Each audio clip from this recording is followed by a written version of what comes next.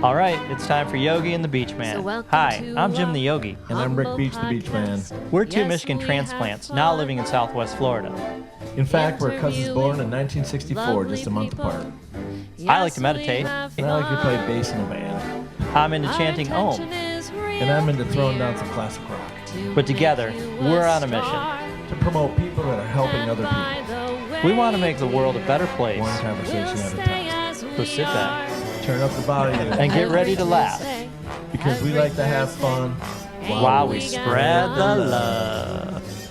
Interviewing lovely people. Yes, we have fun. Welcome back to Yogi and the BeachMan. Today we have Ellen Livingston back in our studio with us. Ellen is an author, and she has been on a raw food diet for 20 plus years. Welcome back, Ellen, and feel free to chime in anything I missed on your introduction. Okay, thanks. It's great to see you guys again. Great to have you back, and I appreciate you taking your time to be with us. So it's been, wow, probably over 6 months since we had you on the show, maybe around there. So what's new with you? What's new with me? Let's see. I live in Englewood, Florida, just about a half hour from you guys. Yeah. And actually working on selling my house right now. I don't want to leave this area. I love it so much. And it's great for raw fooders to be near the warmth and the sun and the fruit. But my kids surprised me, and they all moved back to Michigan, and they're getting married and having babies. And I'm being pulled back to be with family, but I'm going to get a van and build it out and spend my winters down here. So that's a good idea. Yeah, great idea. Another grand adventure. Yeah. I have a friend in the exact same situation, and she spends her summers up in Traverse City, and she bought a fifth wheel, and she leaves it down here in a park. And here you go. It was an inexpensive option for her, and she's got a car down here and a car up there, so she just flies back and forth with her dog. So it works out pretty well. We find a way to do our migration, those of us who need the warmth. For sure. Yeah. So. But there's so much more availability in the summertime of your dietary, what you eat up north, I would think. I have to say that is the surprise frustration. Although on the other hand, if I'm up in Michigan for the summers, I get a whole garden season in. That's right. Whereas if I'm here and I leave in the summer, like you said, I miss the best part of the mangoes and, the stuff. That's in avocados. Yeah. Yeah. So I was thinking of my grandpa's garden behind his house with his tomatoes every year up in southeastern Michigan. And I just miss that stuff. But I recently started growing some tomatoes and lettuce, and it's just coming into harvest right now. And it's great to just let the dog out in the morning and pick 2 or 3 tomatoes off, the cherry tomatoes, and just eat them. Isn't that so funny and weird how it's the opposite season? So here we get tomatoes and lettuce in the winter. In Michigan, we get it in the summer. But the fruit here is, in both places, the fruit comes in the summer best. Yes. Can't be in 2 places at once. I wish I could. Maybe someday I'm going to master that kind of, what do you call it when you can teletravel? Teleportation. Yes. Yeah. I'll be able to teleport when I evolve enough here. So, which is something I would love to talk about today, not teleporting, but personal evolvement and development. It's a real passion of mine. I think, I came into raw foods through some health problems and like physical health problems and mental health problems. And it was like a real awakening for me on so many levels, because it not only helped me with the physical struggles that I had and symptoms began to fall away, but it opened up something in me, I guess I would call it spiritually, that I didn't expect. It's what happens when you clean away the obstructions in your body, clean body, clear mind. So it started to happen and really shook up my life a bit, because you start to look at things through a little bit different lens. And I started to get even more and more interested in, what could I do with this? And where is this going? And what else could I be? How else could I kind of up level myself and my frequency and my vibration? And I was working with clients shortly after that on a raw food path, and noticing that for them, something similar was happening where, after the initial detox period, there's like a reckoning, because you feel different and you see different and you think differently, and things just start to want to shift. And yet the world around you isn't really shifting. at the same rate that you are. And so that's been the work I do with people mostly, is how to, are you, once you get committed to shifting, how are you going to live in the real world if it's not shifting with you? So, and right now, today, I'd say, political affiliations aside, there's a lot of shifting going on at a big, fast Absolutely. pace now. Yeah. And, wherever you find yourself thinking about it, or whatever you believe in, there's no denying that there's a sort of seismic shift happening. I find that exciting, just the fact that things are shifting and that old outworn patterns are being exposed for what they are. And then we all have to decide where we go next with that. It certainly is a interesting time to be alive, and very much so. Lots of exciting stuff going on, whether you're for it or against it. But what you had said just a minute ago, you said once you got detoxed from, and then went on your you went on raw food, basically, then you detoxed, and that kind of helped your spiritual transition and other things open up for you. But my question is,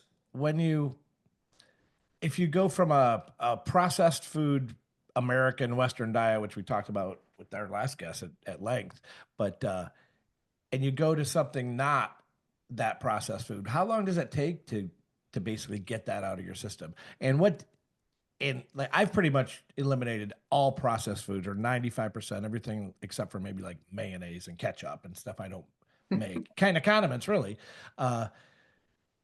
So being that my intake to processed food is not that high, how long am I already somewhat detoxed out of that processed food situation? Or is it just like everything, there's GMOs and...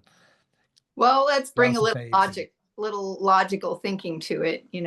Every time you make an upgrade, let's say you choose a salad instead of the French fries. Every time you do that, there's less room in your less stomach real estate for the French fries. So you're beginning to replace some of the lower vibration foods with higher vibration foods. Right away, it's going to start working in you. Right away, your body's going to go, oh, wow, we're cleaning house here. There's better nutrients coming in, which will free up more, let's call it like nervous system energy in the body, because when you're eating the heavy, hard to digest processed foods that your body doesn't really recognize as real food and has to do all kinds of, maneuvering to deal with it. When you start lightening that load, you're freeing up energy in the body. Does that make sense? Because it's not needed for that. So now what's it going to do with it? The body's really wise, and it'll use it to clean house. Right. And so right away, with every little upgrade, you're making a difference in a positive direction. And then the more you do, the faster it goes. Right? If you were to go overnight from a standard American diet, to a fully fruit-based, low-fat, raw vegan diet, I don't recommend that fast of a transition for most people, but the detox, the cleansing would be initiated in a big way. And then there's depending on how much toxicity there is in that particular body. People who are really carry a lot of extra weight tend to have more detoxing to do, because the body stores some of the toxins and things it can't deal with in the fat cells, because that's safer than having it affect organs and things like that. So the body will want to shed the fat, which is a great thing, but that'll put some of the toxins into the bloodstream temporarily. And so you might feel more effects. And, I encourage my clients not to focus on how long something takes or whether they're doing it at the fastest rate possible, but rather paying attention to their whole self, because you could go right away raw, but leave a lot of your emotional body behind, and it'll come and catch up with you later. So better to go more consistently at whatever rate the person can, relatively comfortably. It's not going to be totally comfortable. I can imagine some people that are listening in that are kind of new to all this going, what does she mean by the emotional body catching up? Can you explain that? Well, yeah, let's say that you decide you're going to go all raw tomorrow, right? But then you bump into all kinds of situations you weren't quite prepared for. Like maybe your family starts questioning you or getting really uncomfortable or rejecting what you're doing. Maybe you start to realize that when you go out with friends, you're in the hot seat now and you don't like that feeling because now they want to know what you're doing and why and where you're going to get your protein, and all this kind of stuff starts getting directed towards you. And if you're not ready to stick your neck out like that, or some symptoms come up and they might be uncomfortable temporarily, and your emotional being says, I don't want to feel uncomfortable. This is scary. I don't like this. I'm not prepared for this. I want my comfort foods back now. Right. And so if you're not ready, you're not ready. And well, I would assume that you'd have the same emotional attachments and like quitting cigarettes or something like that. Yeah, it's very similar. Right. And so, and you see a lot of smokers who try to quit. It takes a few tries until they get really mentally and emotionally committed to it and prepared to face it come what may, right? That when it gets hard, they're not just going to go off the wagon. They're going to go, okay, this is one of those hard parts. I need a little extra support. Let me get out my journal. Let me call my counselor. I'm going to get through this. I'm not just going to turn back. You know? I'm not going to order Five Guys on DoorDash. Right. Or with the diet, maybe I'm going to go a little bit slower. You know, maybe I'm going to find out the healthiest way I can, which would be, you know, to incorporate some cooked foods that are not, you know, super toxic. They're not so processed. Maybe they're still whole foods, but you're cooking them for a little while. And, you know, bit by bit, what happens is, in my experience, as the body's vibrational frequency upgrades, it starts to ask for more of that. In other words, the further you go with this, the harder it is to turn back in a way, because now you know at a cellular level what feeling better feels like.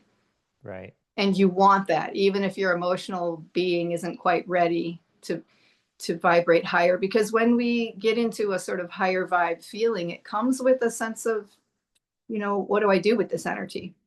There's a little bit of a responsibility there. And maybe now the job you're doing doesn't resonate well enough anymore, or the place you're living or something about your life is kind of coming up for, you know, an upgrade. And it can open up a little bit of Pandora's box. But me, I tend to think that's exciting, even though it can be a bit of a ride.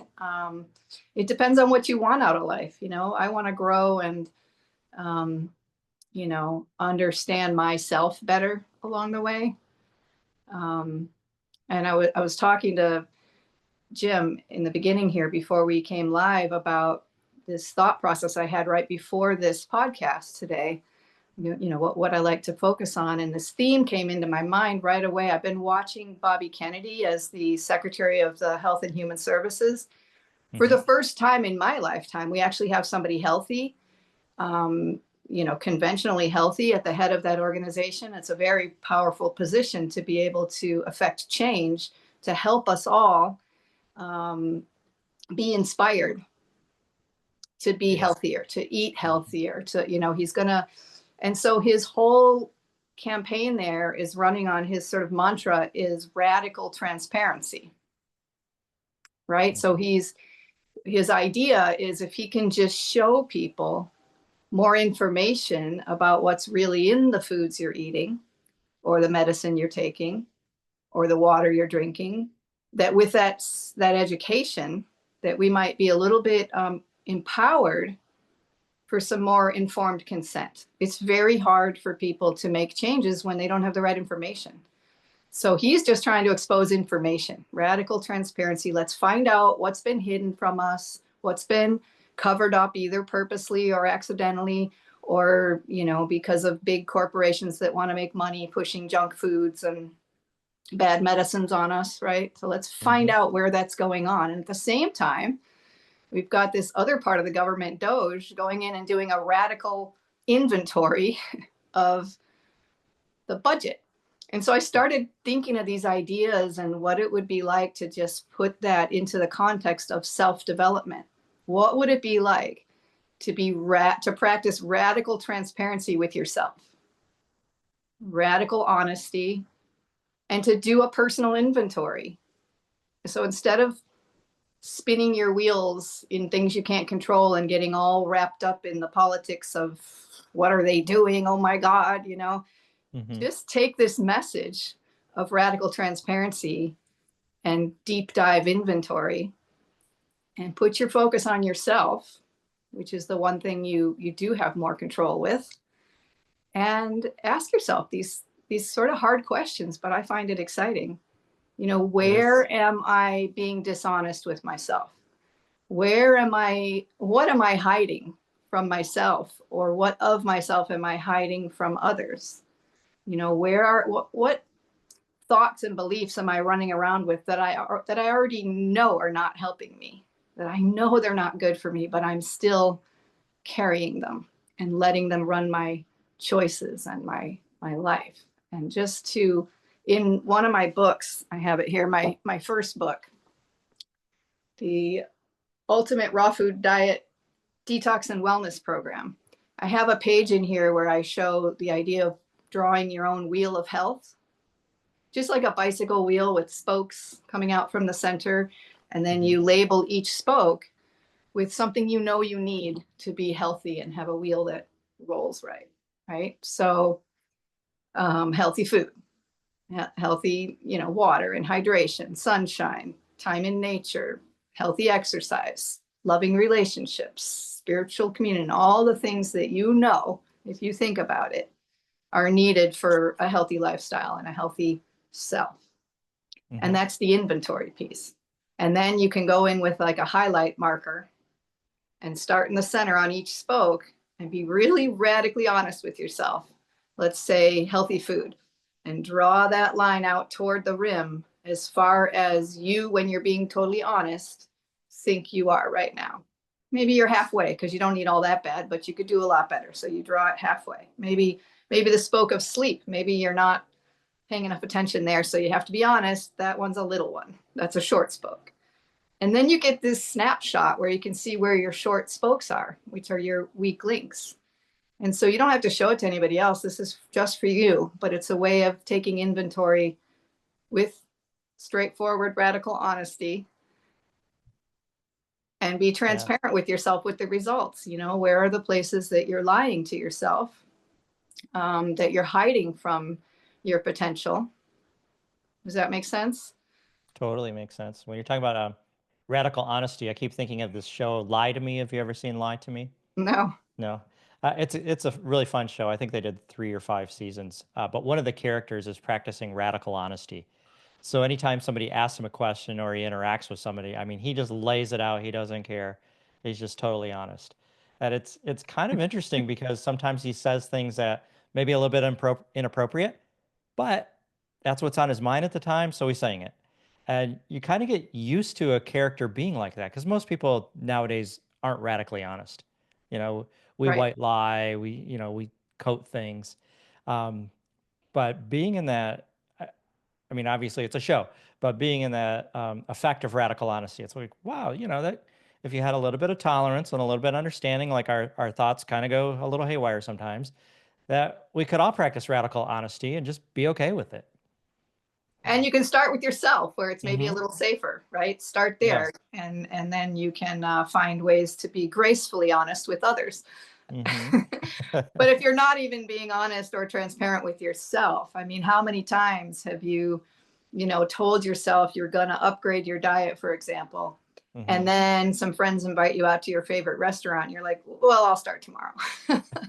I want to eat what I want to eat at the restaurant. And Well, you're kind of not being honest with yourself because you're giving yourself excuses after excuses. And I don't mean being hard on ourselves. That's different. mhm. I mean being honest with ourselves. That's not Yeah. the same as being hard on ourselves. We can be radically honest, can mean being compassionate when we need compassion.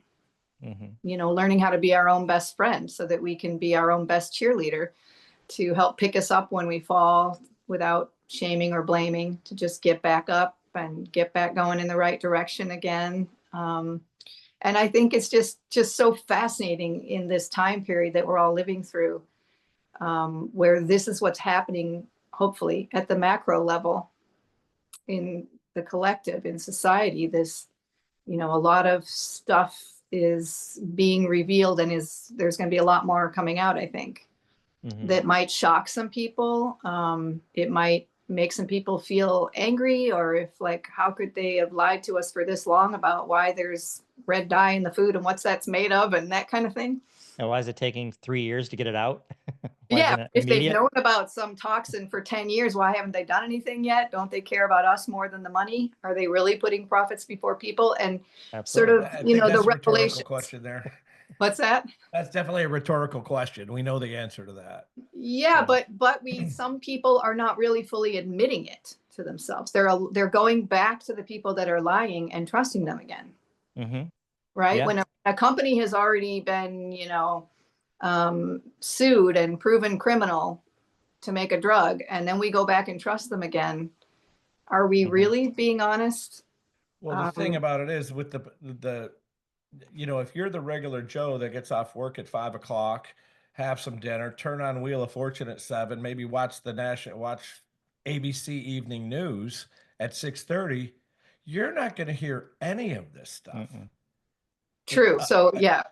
So what does it take to I think that it's going to become so pervasive that it'll be amazing if anybody doesn't start hearing some things, right? Because it doesn't matter what you're watching, it'll be out in the collective environment. And as long as you're not just living under a rock in your own house all the time, you're going to hear things and you're going to have to figure out how you're dealing with them. Do you shove them away and pretend you didn't hear it and pretend that, do you deny it and say that can't be true? I'm not looking there. Same thing about ourselves, when we do our wheel of health and I like to remind clients that, let's say your sleep spoke is really, really short. And it's been that way for decades. It's probably stayed that way because you don't know how to fix it, or you don't believe that you do, or there's something else that you've been making a lot more important than the sleep. And that's why it hasn't been addressed, right? And so maybe you need a little shakeup in order to decide to reroute your plan so that you make it a priority and get some support to learn how to do that. Right. So people deny information when it rocks their world in a way that's going to force them to make some changes. And if they're not like all inspired about self-development, then they resist. So one of the most helpful things I have found is to get inspired about bettering yourself, because I heard a quote, I think this is Michael Beckwith. He said, pain pushes until a vision pulls. So when you step into a vision for yourself, a better vision, a higher vision, and you really get clear about that vision and you get yourself all excited about it, now that inspiration makes the changes, there's less resistance. You're being pulled by the vision. And so the things that you got to do to go in that direction become easier. Mm-hmm. Versus if you're resisting a vision and then everything's a struggle and you're just pushing it away and you're like, I don't want to change. I don't want to eat differently because maybe my friends won't hang out with me anymore. I mean, one thing that happened to me is they kind of stopped inviting me out to restaurants because they didn't know what to do with me. Right. Where do we eat this? Where she can eat? And I would keep saying, don't worry about me. I'll figure me out. I don't expect you to, but still they felt this little weird uncomfortable. There's going to be somebody in our midst who's doing things differently. And that causes everybody to have to kind of like internally do their own inventory that they maybe don't want to do. Right. Because now they're being confronted with something different that obviously if I show up with a huge plate of fruit and colorful fruit and veggies, everybody knows down deep that that's a higher vibration. Mm-hmm. And it causes them to like look at what they're doing, even if I didn't say a word. Mm-hmm. And so they don't want to feel that. If you go to a potluck and everybody's bringing like meat or heavy foods and all kinds of things, and then you bring a fruit dish, that fruit dish goes fast. Everybody's eating the fruit dish. Or same with like when I used to see when I was in the hospital, when they'd bring in all the nurses, sometimes they'd buy us all pizzas, and the veggie pizza goes first. Even though most of the people would order pepperoni or sausage, or they see a veggie pizza, and it's like something inside them goes, "Oh, I should eat that one." But I also wanted to say I was really excited to have you back on the show. I am really excited to have you back on the show because when you came in and lectured at my yoga studio, I got on the bandwagon. I started eating raw food and like mono meals where I just wake up and have, one fruit or whatever. And then it kind of dissipated over time and I kind of got away from it. Then we had you on the podcast And man, I was really going. I don't know how I fell off the wagon, but I was posting, eating, just doing everything healthy, the things you prescribed, and just felt so good. And I don't know if it's like, oh, one day we didn't go shopping, we didn't have any fruits, vegetables, or, just life happens. But I I'm fall glad you off. brought that up because it's about exposure, right? So you Hmm. get exposed, and then if you don't get exposed again for a long time, you may fall back into old ways. But if once you Yeah. got exposed again, you were Hmm. re-inspired. So think about it that way. The more you can expose yourself to, like I used to say, I'm going to hang out with the people who have what I want. Yeah. The more I'm exposed to that, it's like by osmosis, you start to pick up on that energy, and it makes it easier to keep yourself in that direction. And right now, to bring it back to the sort of metaphor we're working with the collective, the Hmm. exposure is fast right now. You can't get away from it. New information in our news cycle is so fast right now. Hmm. There's so much happening every day that's new and different than what we're used to, that so people are going to be immersed in this kind of exposure field. Hmm. And so it's going to have a lasting impact, I think, because if there's new messages, like let's say Bobby Kennedy gets out there and starts giving a health message Yeah. frequently, and you start to see this new message that's not the typical one we're used to from big pharma, Hmm. or sponsored by big pharma, but now it's not beholden to that anymore. And now Yeah. the message can be freely talking about what's truly healthy, and that starts to come towards you every day. Hmm. Eventually, it's gonna affect the whole frequency of the field we're living in. That's what For sure. that's For my sure. my One of hope. my big concerns with all this is if, let's say, we were bombarded without the pharmaceutical stuff, but eat fresh, eat, whole foods, eat fruit, eat vegetables, and everybody started doing that. And you go into the grocery store, and all of a sudden, there's no fresh fruit and fresh vegetables because our country doesn't produce fresh fruit and fresh vegetables. We subsidize corn, and we grow a boatload of corn that turns into all this garbage food, primarily. So it really has to be a shift in the way we grow food, um, the way we subsidize agriculture. And I almost worry that they're putting the cart before the horse, because if we don't Kind of change like our leaving our farming, emotional body behind, right? yeah, exactly. I disagree with Jim, and we talked about this before because I'm really a believer in market forces. And if you have the collective get much more educated on this, it will be a gradual thing. There will be response. We have other avenues we can import more stuff, assuming tariffs and all that other crap. But I think you have a point, but I don't think it's really the way it's going to work out, because if as more people decide to go a healthier route, more organics, and it's happening now, and it has been happening for years. There's more organics in some of the stores than there used to be, although it's always a smaller section. But I think just the market will eventually, if there's a higher demand, there more supply. Sure, prices will in the short term go up, but then the market will respond and production will increase, and then prices will go back down by supply and demand. Which And Yeah, sure maybe enough, it's you're right. encouraging that there are parts within the government that are simultaneously working on bringing up the regenerative farming and Hmm. taking care of the organic farming and the sustainable regenerative kind of farming. And when we focus there, then in the background, we may not see it. I know because I've been paying attention to that, but in the background, they're working on that right now. So it's kind of like, at some level, can we trust that when we head in an obviously good direction, meaning toward a healthier planet, healthier people, healthier food, when we're headed in that direction, can we trust that, you know, it's the right way to go, and the details will catch up along the way? We know we're Hmm. heading in the right direction in terms of that. Yeah. Um, you but know, there's already pushback against yeah. this Maha situation. Just the other day, I think it was just Friday. Uh, I was listening to the radio on an AM talk show that my friend happens to host in Port Charlotte on WCCF radio, and and during the break, I hear a Roundup commercial. What do they call it? Glyphosate. Yeah. Glyphosate, and it was really promoting the use of glyphosate. and say, and it was promoted by the Florida farmers of Southwest Florida or something like that. But you know that's bankrolled by Monsanto or some kind of big ag or big chemical company that, and basically they were just saying how much it's necessary in order for us to have good food and for farmers to, and Necessary for their pocketbook. yeah, I mean, I was really amazed that, but I guess that's what the First Amendment's all about and the money behind it. But and look at yourself. Look at what happens in yourself when you decide to make improvements. And then there's this shadow self that pushes back, right? That's just how it works. You know, change can be messy and there's friction in the process of change and transition.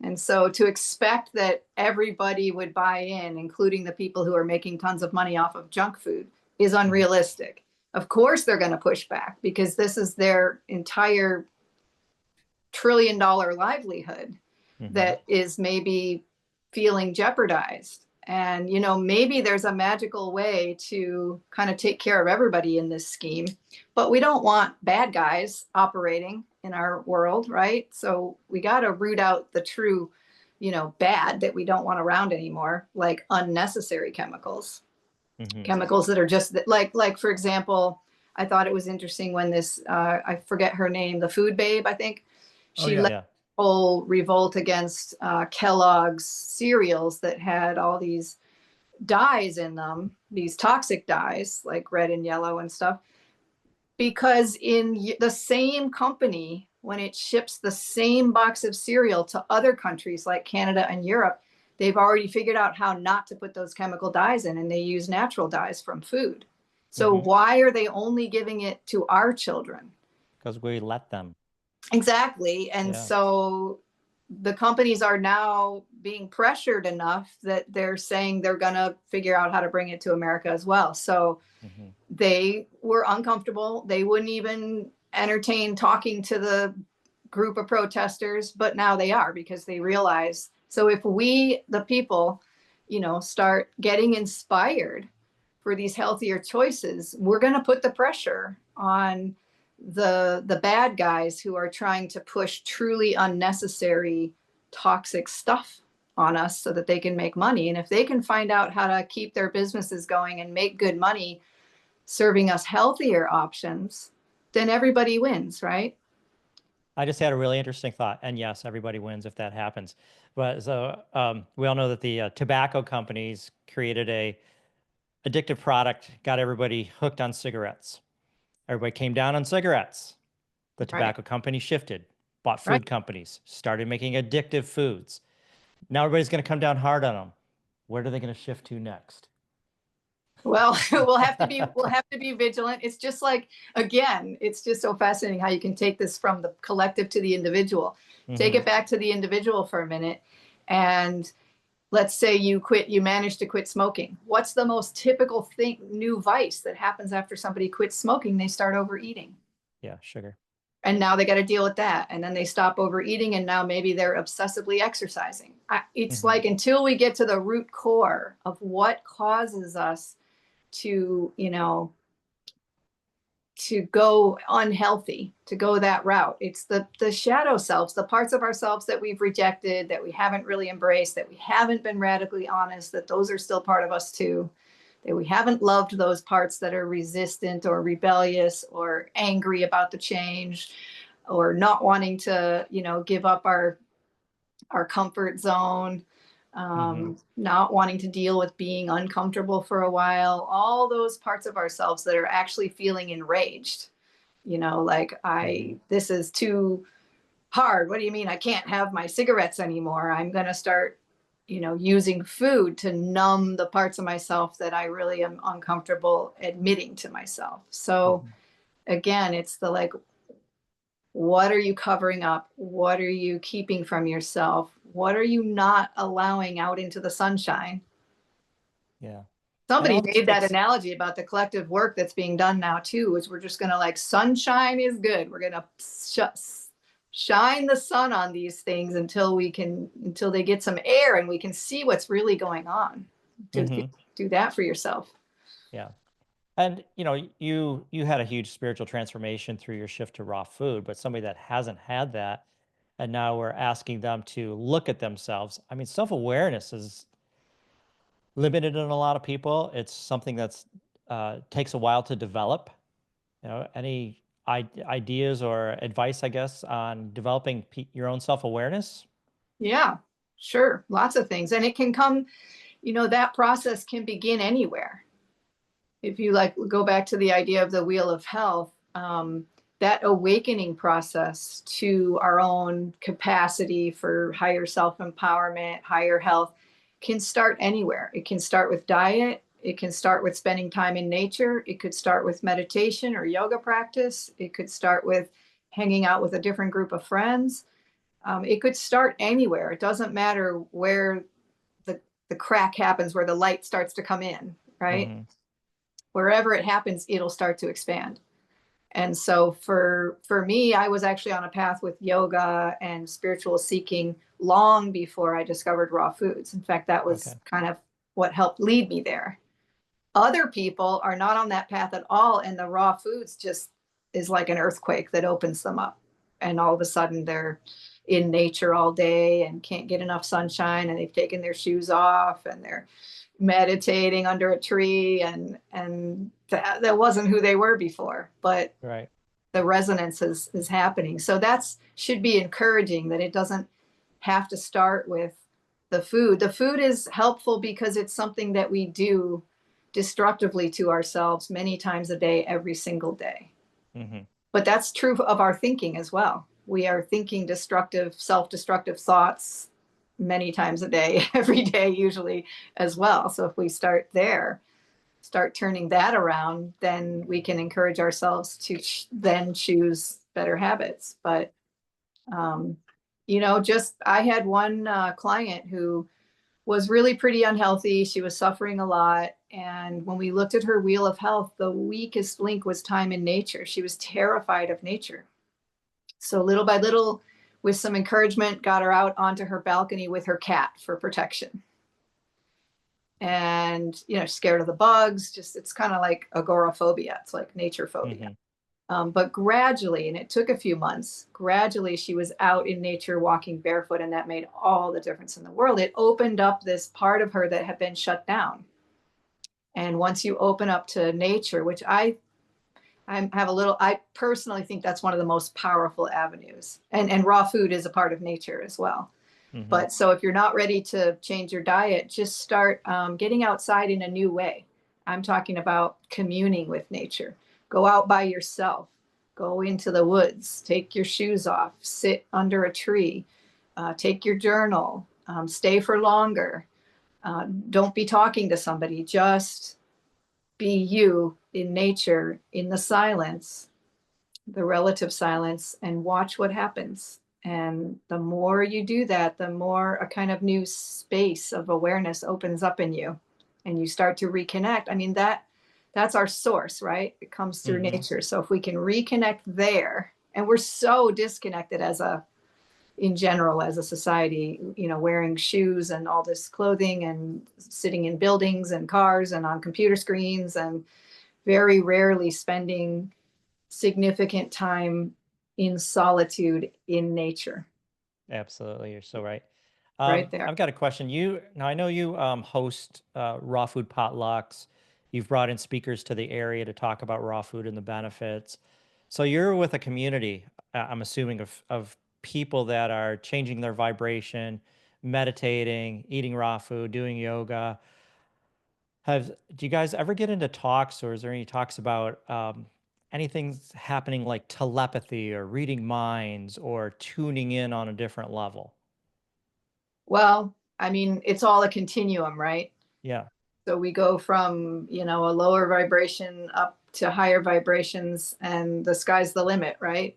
Mm-hmm. So, yeah, those conversations come up, and some people spend more energy. I mean, my belief personally is that we likely still all have the capacity for some superpowers we don't know about, Mm-hmm. but we're not tapping into them because there's too many obstructions. Like, Yeah. first of all, we don't even believe we have that capacity. And second of all, to tap into that capacity, we would have to clear the field of a lot of obstructions, like the junk food and the junk thinking. environment and the junk relationships and the junk thoughts and all of that. And so it's usually a gradual process. That being said, there are many examples of people who are just psychic suddenly. Yeah. You I know, was or just listening to a born that podcast with Joe Rogan and this woman named Kai. I forget her last name, but she was doing work with non-speaking children. Mm, And for a long time, they thought that these kids that couldn't communicate, and the reason they couldn't communicate is there's this dissociation between their brains and their body. So they're smart, they're intelligent, they can communicate, but they don't have the means to communicate. They literally can't speak. So when they start working with these kids and finding apparatuses to give them a voice, not a physical voice, but some way to communicate through letters and spelling and doing different things, they mhm. started to realize that some of these kids were tapping into very amazing powers. To give you an example, there was one kid that was blind, but he could read an eye chart because he could tune into his mother. And if his mother was looking at the eye chart, he could read the eye chart. Some kids could speak in different languages that I mean, you're talking like 5-year-olds that they've never been exposed to, being able to speak in different languages. And one kid could even um, read and write in hieroglyphics, no exposure to it. But that child was like, yeah, I know hieroglyphics. And they're like, what? What? How? That's fascinating. And it just speaks to the idea that perhaps that capacity is latent in us, and those Mm-hmm. children have tapped into it because of their unique situation where they're in a different world, in a Yeah. sense, because they can't communicate in the expected ways. And so, it's a little bit like if somebody's blind, their hearing gets really acute, Right. or vice versa. We make up for it. So they Yeah. were, I don't know, I find it fascinating and inspiring to hear things like that. And I've heard stories about autistic children who actually knew everything that was going on in the room. They were highly Mhm. intelligent. And when there was enough of the right tools and support given, they learned how to, a way of communicating that they could do. And it blew everybody away what was in there going on this whole time. Mm-hmm. So, yeah, things are not always as they seem. And I think we're scared of those kind of potential powers, just like we're scared of, you know, changing our vibration too much Yeah. because we're primally somehow wired to fit in for survival. Yeah. We want to fit in, and it takes a certain amount of courage and a certain kind of personality to be willing to risk losing that fitting in comfort. So if we start going off on a new tangent, oh, I'm going to go study how to be a psychic, or, I'm going to eat all raw foods for now on, or anything like that, we are definitely aware that we're risking that Mm-hmm. comfort level of fitting in, and we're Fitting going in. to expose ourselves to all kinds of comments and opinions of other people. And so we have to develop a little bit of a thick skin, Mm-hmm. which comes through inspiration. If you're really inspired about where you're heading, Mm-hmm. you tend to care a lot less about what other people think, because that level of inspiration is pulling you. And that pull is stronger than the negative force trying to hold you back. Mm-hmm. Once I you was get to just that point, right? I was just writing down that exact same point you just made so I could bring it up, that one of the spokes on the wheel should be, do you care what other people think of you? And if that goes all the way out to the end, you got a problem. Yeah.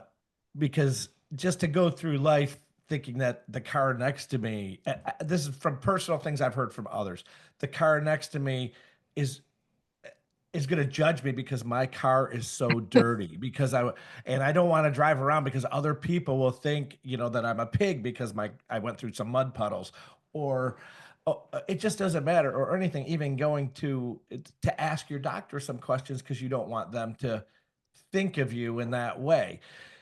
And I don't know if it was a comedian or somebody, but they said that, and it sticks in my head, that the true mark of maturity is when you no longer care what other people think of you.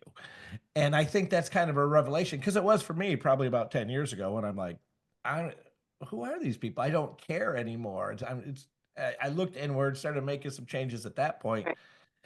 But once you work on one of those spokes, they always are going to get to another one. Exactly. It's momentum starts to build, I guess. It really is, because I started this, years ago with one small thing, and then went into exercise. I mean, 3 years ago, I was 45 pounds heavier than I am right now. Congratulations. It starts to feel good, right? Well, yeah, I mean, but when you get into, and the first of it was nutrition. That's what the first step I went to.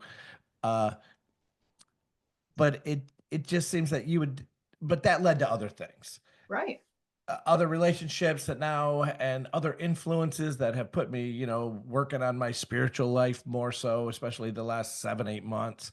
And, but once you drop those negative influences out of your life, whether it's the Fruit Loops with the red dye #2 that we know cause cancer for you and your kids, you no longer want those things anymore. And you'll just pass up that cereal aisle. And once you do one and you figure out how to let go of that one, you've already gotten a lot of mileage toward letting go of another thing and another thing. But you just have to get used to really nothing being in your refrigerator, because you can't store it that way. You have to do a lot of shopping trips. And you start to fill it with other things, just like, if one way to like overcome the problem of caring so much what people think about you is to surround yourself with people who support the journey you're trying to be on. Well, right? that just will happen on its own. It really just happens on its own. It does eventually, yes. It does. Sometimes you have to make a little bit of effort. If you live in a place, I can't tell you how many people have said to me, well, I could do raw foods, except for where I live, no one else does it, so therefore I can't do it. And well, that was true for me when I first started. At least that's what I thought. So I put up a little flyer innocently on the board at the local health food store, and said, oh, hey, I'm going to have a potluck with raw foods. Anybody want to join me? And 3 people came. And over the years, more and more and more people came. And then I realized, oh, not only do I have people around me that I didn't know about who are really into health, but now we're inspiring each other and creating a bigger group that cares about this. And so you have to start somewhere. You can't just expect that all of your self-development is just going to land in your lap easily. There is 2 things I would say. One is taking action and making an effort. But the other piece is I literally wake up every day and I have this little ritual I do for myself where I let go of the night and the dream world with gratitude for any messages I've gotten from there. And then I tell myself, and now because I let go of that, I'm opening up space to greet this new day. And I always start with gratitude. And then I just sort of feel into what else I feel like I want to greet the day with. And it's usually something like awe, wonder, curiosity, joy. Sometimes if I'm tired and it's not one of those easy days to say that, I'll say willingness.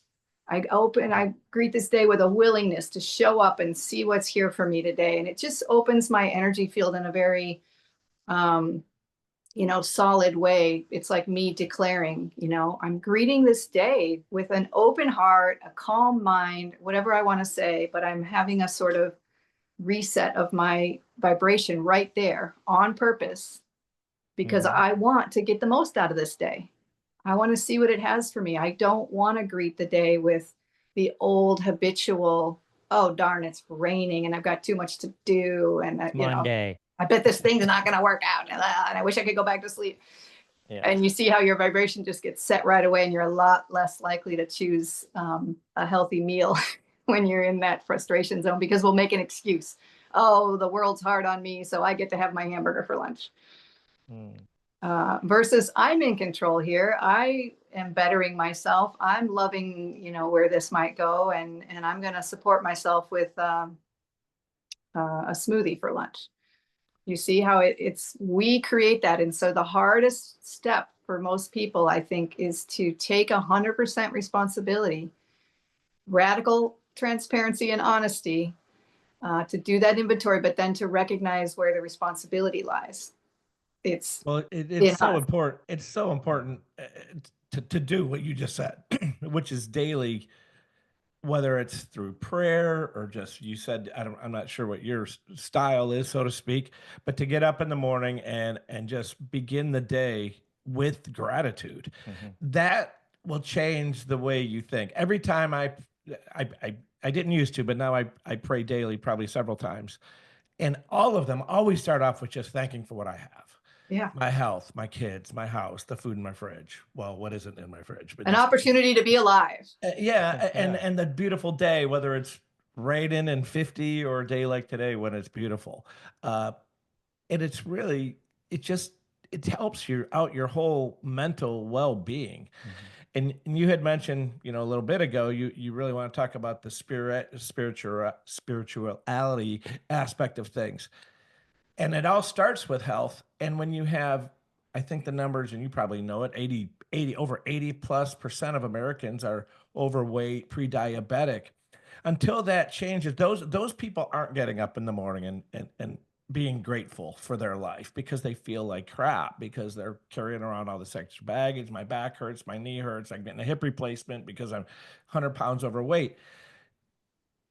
If those people would take a step back and just take a little bit of this advice and just be grateful for what they have, and to realize that their body needs to be treated like what it is. It's just a holder for your soul and your spiritual being. You want to keep it as What if healthy those as of us possible. who do feel our capacity growing to be able to move in this healthier direction, what if that's enough? If those of us who feel we can start taking responsibility and doing it more, just like an inspiration pulls, we will be the inspiration and the light and the beacon that will pull the people who are having a harder time getting out of bed and getting on the boat with this. If it's happening all around them, if there's enough of a shift, what is it, the 100th monkey kind of theory or something, that the collective vibration rises, and that will help everybody. That's what I believe. So we don't have to worry about everybody else and what they're doing. If we just focus on ourselves and what we can do, and if you want a purpose for life, just make your purpose to know yourself and do this inventory and practice this self-honesty and transparency and do something about it and better your own life and raise your own vibration, and you are going to pull other people along with you. I was astounded sometimes I was just doing my own thing. I was on my own self-development track of trying to make myself into a better version, next higher version. And I would have other people come to me after 5 years of reading my newsletter or something like that and tell me that they'd been watching me all this time. And now 5 years later, they were really ready to make the changes for themselves. And I didn't know they were watching me like that. I didn't know I was inspiring these people. So you don't know who you're inspiring. You just don't know, because they won't usually admit it. If they're in a really different vibration, they feel yours go up and it impacts them. But it's like planting a little seed, and they don't know how to water it yet. And they don't even know how to plant it. But the little seeds keep coming, and it matters, because 5 years later, you've had a giant impact on somebody and you didn't even know you were doing it. All you did was raise your own vibration and go out in the world and make a difference just by being you. But just by being the next higher version of you, you make a difference. And so that's why I think it's fair to say that it's a beautiful purpose to be alive, just to know thyself and be honest with yourself and take care of yourself and get inspired to step into that next higher version. And don't worry about everybody else, but know that you're going to have a positive impact that way. If you walk down the street, the simplest thing, and you give a beaming smile to somebody who looks downhearted, they may not smile back, but they caught your smile. It landed, and they may not. So we have to be big enough to not need. I've just been working with a friend on this. What can we let go of needing? What if we don't need to be understood, or we don't need to be validated all the time, or we don't need to be seen all the time? What if we could validate ourselves, learn to understand ourselves, see ourselves, be our own best friend, then we wouldn't be trying to get something from the outer world. We would just be filling ourselves and letting it spill over. And it's a much more confident place to be in life if you're not always disappointed that the people out there aren't giving you what you think you need to get from them, but instead you're just feeding yourself and going out in nature and being fed there. We have a lot more capacity to take care of ourselves than we realize. And we expect someone else to do it for us, whether it's the doctor or our parent or our spouse. And then we're constantly frustrated and blaming that the reason we're not healthy is because so-and-so is making it hard for us, or the doctor gave us the wrong idea, or, you know what I mean? We want to pin it somewhere, anywhere, but taking that 100% responsibility. So that is the hardest and the most beautiful part of this whole thing. I think if you take accountability, like you're saying, and really have that good energy and start all these little pointers, if you have that good energy going out to the universe, it will find you back. Yes, You will attract those, you will attract those type of people in your life. And just being like in the grocery store, like you said, shopping, smiling, saying hi to somebody, excuse me, whatever, just being polite and nice. Those people are affected by that good energy that is coming out of you. And I'm in the grocery store filling my cart with fruit, knocking on the watermelons, figure out what's ripe. And people will often ask me, what are you doing? Like, what is that? And I'll just tell them, and they're like, wow. Or I'll pick up a fruit and they've never seen it before. Will you tell me what that is? Like, how do you eat that? And so I'll just, in a friendly way, just use it as an opportunity to share rather than being in a hurry. I got to get out of here. What's this annoying person asking me questions? No, I create very purposely in my life space to be able to, when I'm out in the world, not be rushing around. So I'm going out to the grocery store. I usually have enough time to do it in a relaxed way so that if I do, so I can have encounters with other humans and take a moment to smile, relax, or tell them a story about the fruit they asked about, or, you know, I get it at the cashier all the time. What are you going to do with all this, whatever it is, these bananas? What are you going to do with all these bananas? And I'll say, well, as a matter of fact, today we have a whole bunch of ripe ones. So we just put them all in the freezer so we can make a whole bunch of banana ice cream. Oh, how do you make that? And well, it's just bananas in the Vitamix. It's so yummy. And they're like, wow, I'm going to try that. You know, and I didn't plan that. I didn't go trying to have a teaching moment. I just went out into the world with gratitude, saying, today I'm going to show up open and curious, and we'll see what happens. And I'm just going to be alive and available. And it's nothing more than that, really. You know, I haven't been in Jim's kitchen since I walked in here an hour ago, but it's right behind this wall here. And I would bet there's a half a bushel of bananas on that counter in there. Usually, but I just froze them for that exact reason. To make I know there banana always ice cream. is a whole bunch. So I usually come over and shyster a banana or two when I come over. But so I have friends who do that because they know I'll always have extra bananas, so they'll ask for them. And so even though they may not fill their house with bananas, I don't need to worry about that. I just fill my house with whatever I'm doing, my bananas, my oranges, and people come over and they're like, wow, look at that fruit shelf. It's I'd show you, but I'm in the other part of the house right now. Sure. But in other words, you don't have to worry so much about what everybody else is doing. Just focus on what you can do. And I'd say, you know, we can get overly worried about the micro details of what's going on, like say out politically in the world right now with the changes that are trying to happen, instead of just like having an objective view of, well, some of these might be really good changes, like healthier food, water, air. Don't we all want to support that? People are so focused on like shooting the messenger instead of just looking at what weight, or they're more worried about how the revelations are coming about the wasted spending or whatever, than that itself is what we should be looking at. Oh, Dad, that's not something we want to have happening. And so, you know, we just are emotional beings who tend to get all wound up about being upset. We like seem to prefer to be upset than to be happy. It's a strange comfort zone of a vibration that we're used to.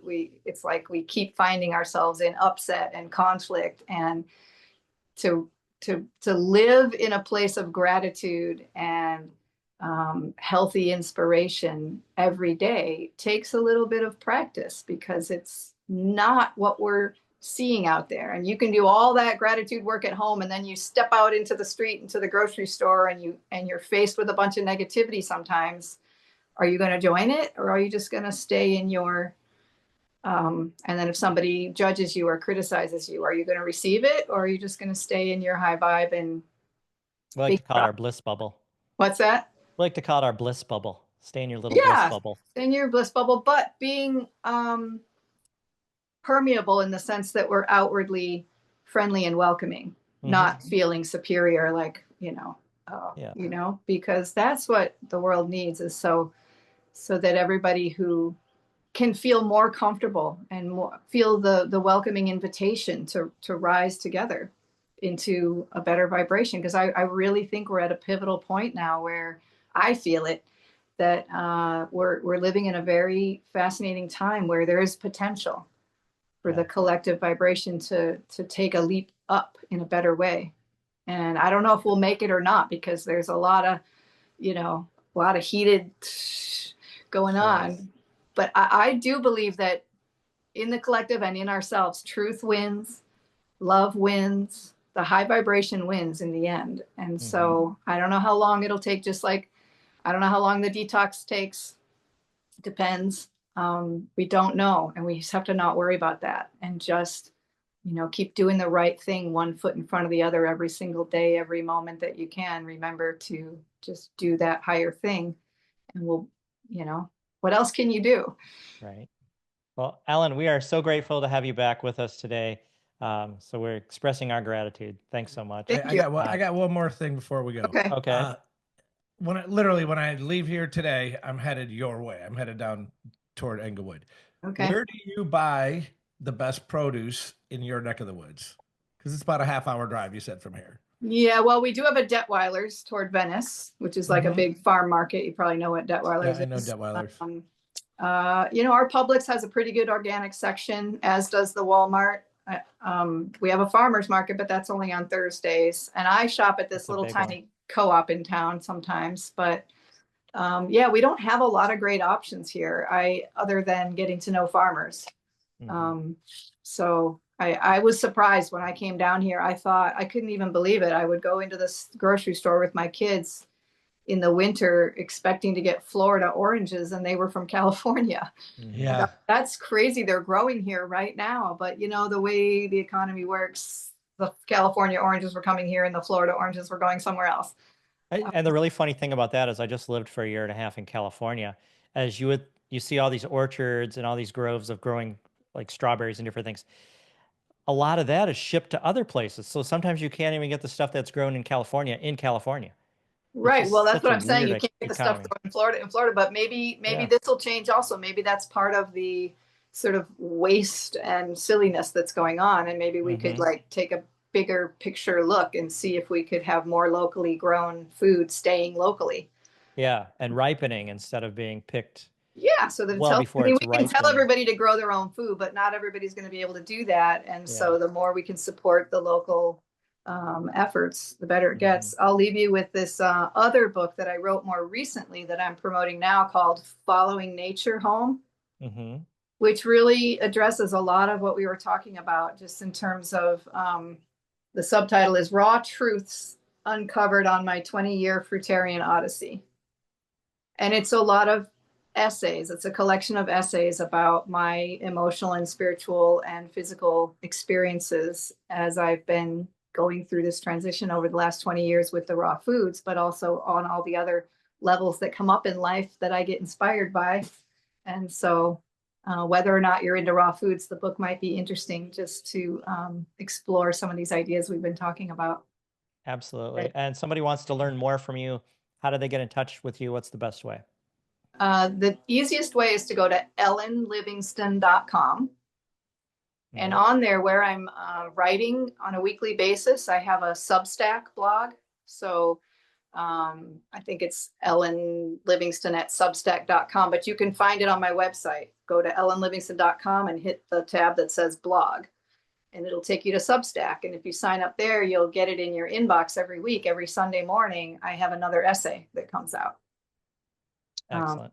So those are fun. I write about a lot of different topics related to spiritual growth and physical health and everything that's involved in that. So Very good. Very good. yeah, Well, thanks again. I really appreciate you being on the show. Yeah, Ellen, good luck on your house situation. And Yeah, it's a big move. if I find anyone headed Thank down you. south, I'll put them in touch with you looking for a house. Thank you. And thanks for the opportunity here today. Thank you. Ellen. Have a good day. Yep. Take Bye-bye. care. Bye-bye. So if you just listen to this podcast and you appreciate the content and the work that we're doing, we would love your support. Look in the comment section of this episode. Subscribe, rate us, comment. This gets our podcast in front of other listeners. And if you noticed, we don't have advertisers. For the cost of a cup of coffee, you can help keep it this way. Become a supporter right now. We'd appreciate it. I'm Jim the Yogi. I'm Rick the BeachMan. Peace.